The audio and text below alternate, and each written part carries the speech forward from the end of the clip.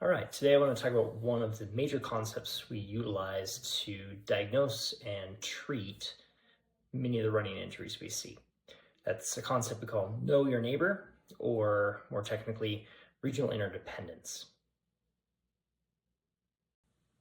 Regional interdependence is a simple concept that we break down into this depiction of red and green circles.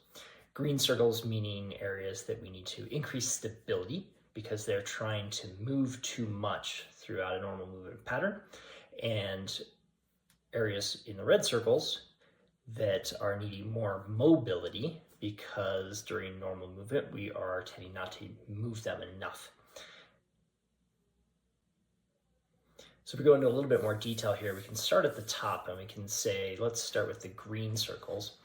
And we'll say, okay, that upper cervical spine, really from the base of the skull to C2, that area tends to move too much.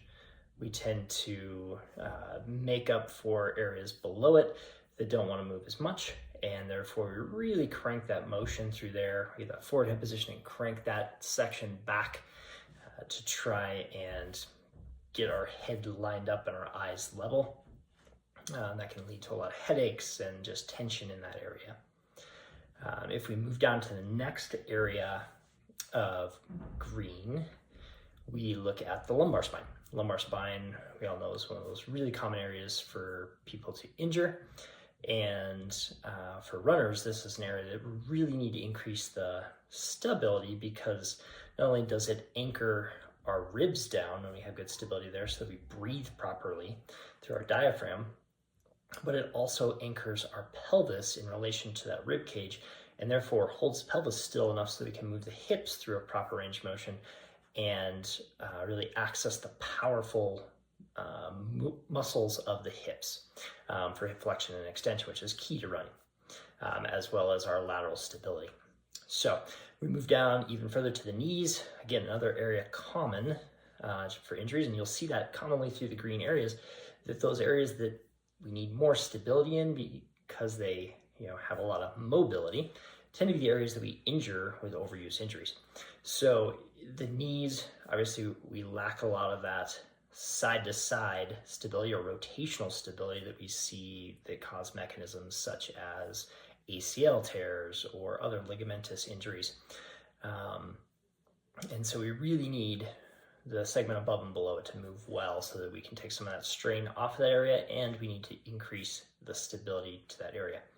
Ironically, a lot of the muscles that stabilize the knee in the front and back are the quad and the hamstring, so the front and back of the knee, but the side-to-side piece is actually happening at the hip and the foot. So we actually need muscles from the areas that don't move well enough to create the stability down there at the knee. And you'll see that in a lot of the rehab.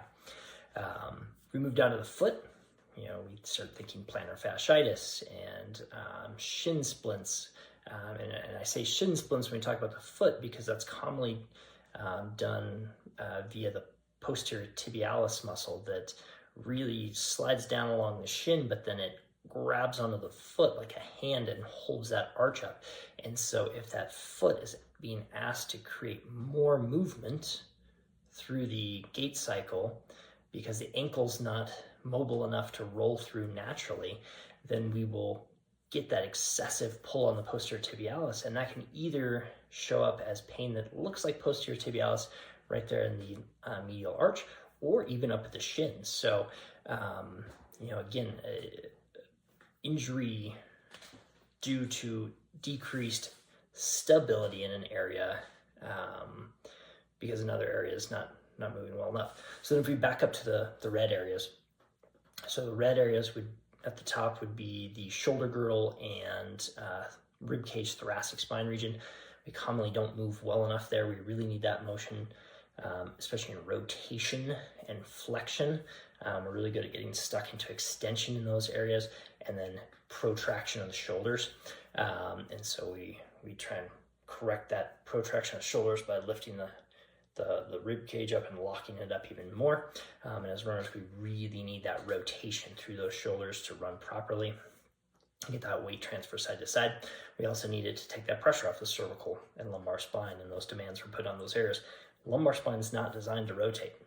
Thoracic spine is, and oftentimes we try and make up for that in the lumbar spine. Move down to those hips.